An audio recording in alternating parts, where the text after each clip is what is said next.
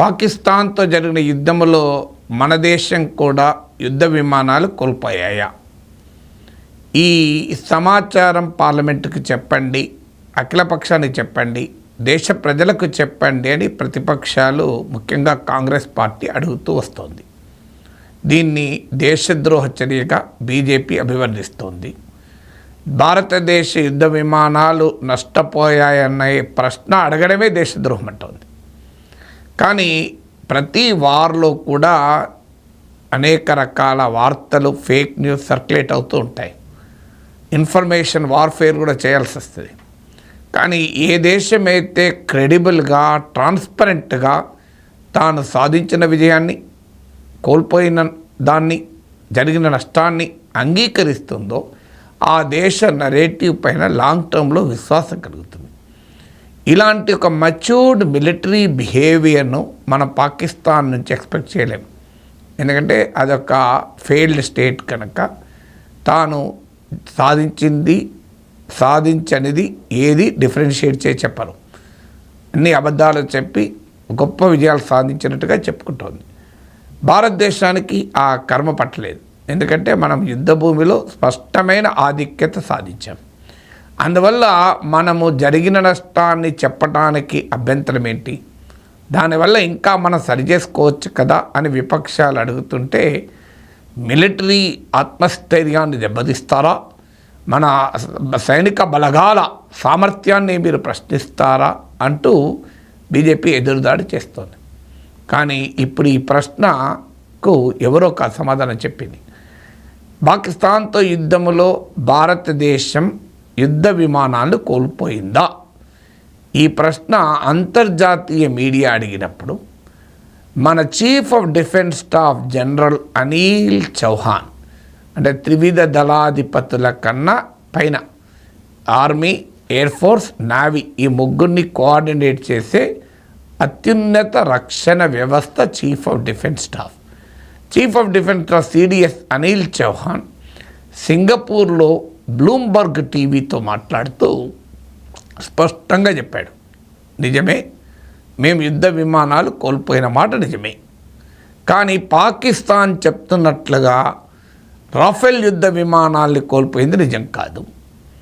మేము 4 ఫైటర్ జెట్లను కోల్పోయింది నిజం కాదు. నష్టాలు నిజమే. ఇక్కడ ఎంత నష్టం జరిగిందన్నది ముఖ్యం కాదు. ఆ నష్టం నుంచి నీవేమి నేర్చుకున్నావు, తర్వాత ఏమి చేసావు అన్నది ముఖ్యం. Captaincy is about making right decision whether on the field और ऑफ द फील्ड. इसलिए मैं कंट्री डिलाइट पर भरोसा करता हूँ. They deliver 100% pure buffalo milk to my doorstep by 7 AM. Don't just enjoy our matches.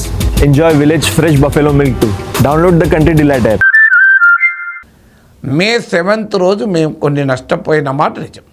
ఏం నష్టపోయాము వాటి వివరాలు చెప్పలేదు, చెప్పకూడదు కూడా. కానీ ఆ నష్టాల నుంచి మేము మా టాక్టికల్ మిస్టేక్స్ తెలుసుకొని May 8th, 9th and 10th deep inside Pakistan strike చేయగలిగాం. ఇది భారతదేశ chief of defence staff Anil Chauhan అంగీకరించిన అంశం. ఇప్పుడు అనిల్ చౌహాన్ కూడా దేశద్రోహి అంటారా? అసలు అనిల్ చౌహాన్ ఏం చెప్పాలి? పొలిటీషియన్ లాగా మాట్లాడాలి. Nothing doing, no loss at all. అసలు ఈ భారతదేశం నష్టపోవడం ఏంటి? ఏం మాట్లాడుతున్నారు మీరు? అంతా పాకిస్తాన్ నాశనం అయిపోయింది, ఇండియాకు కనీసం దోమ కూడా కుట్టలేదు అని చెప్పలేదు. ఎందుకంటే పొలిటికల్ లీడర్స్లో ఉండే హిపోక్రసీ ఆర్మీ లీడర్స్లో ఉండదు. They are very professional fighters. యుద్ధభూమిలో తాము పోరాడుతుంటారు. అందువల్ల పోరాడే వారికి ఉండే కాన్ఫిడెన్స్ వేరు. అందుకే జనరల్ అనిల్ చౌహాన్ కాకమ్మ కబుర్లపైన ఆధారపడలే, ధైర్యంగా అంగీకరించాడు. ఎస్, నష్టపోయాం. ఏం నష్టపోవడం నేరమా? యుద్ధం అంటూ జరిగితే రెండు వైపులా నష్టం ఉండకుండా ఉంటుందా? నువ్వు ఎంత బలవంతునితో, ఎంత బలహీనుడితో పోరాడినా, ఎంతటి బలవంతుడికైనా ఎంతో కొంత నష్టం ఉంటుంది. అమెరికా హూతీ తిరుగుబాటుదారుల మీద పోరాడితే అమెరికా F-35 అత్యాధునిక F-16 యుద్ధ విమానాల్ని హూతీలు తిరుగుబాటుదారులు, నాట్ ఈవెన్ ఏ కంట్రీ, వాళ్ళు రిబెల్స్, వాళ్ళు కులగొట్టారని వార్తలు వచ్చాయి కదా. తాలిబాన్ పైన ఎన్నేళ్ళు యుద్ధం చేసింది అమెరికా, ఓడిపోయి వెనక్కిపోలేదా? అందువల్ల యుద్ధ భూమిలో ఏకపక్షంగా ఎప్పుడూ ఉండదు. ఉంటుంది అని పొలిటికల్ క్లెయిమ్స్ చేసుకుంటే నిజంగా మనం సాధించిన విజయాలపై నమ్మకం పోతుంది. ఆపరేషన్ సింధూర్లో అద్భుత విజయం సాధించాం. స్పష్టంగా పాకిస్తాన్ ఎయిర్ డిఫెన్స్ను ఛేదించాం. సర్గోదా, నూర్ ఖాన్ ఎయిర్ బేస్లపైన అటాక్ చేశాం. ఇవన్నీ మామూలు విజయాలు కాదు కదా. 9 తీవ్రవాద స్థావరాలు ధ్వంసం చేశాం.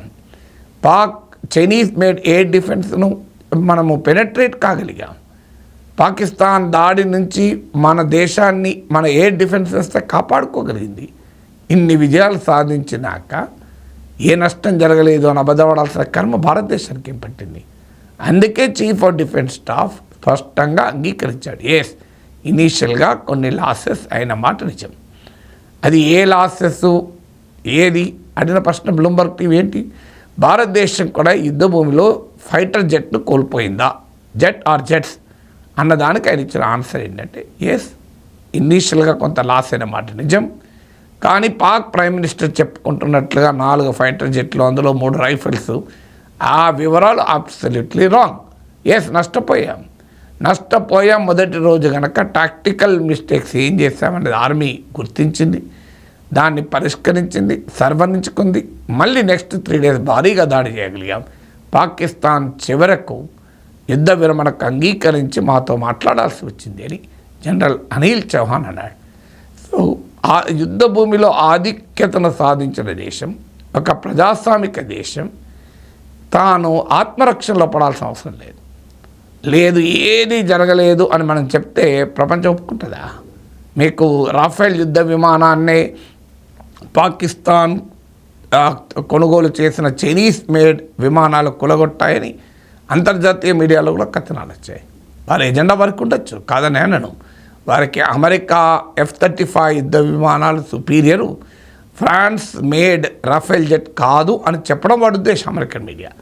But whatever it may be, a combat ఆపరేషన్లో అయినా, అందుకే మీకు director general of air operations Bharti చాలా కరెక్ట్గా చెప్పాడు.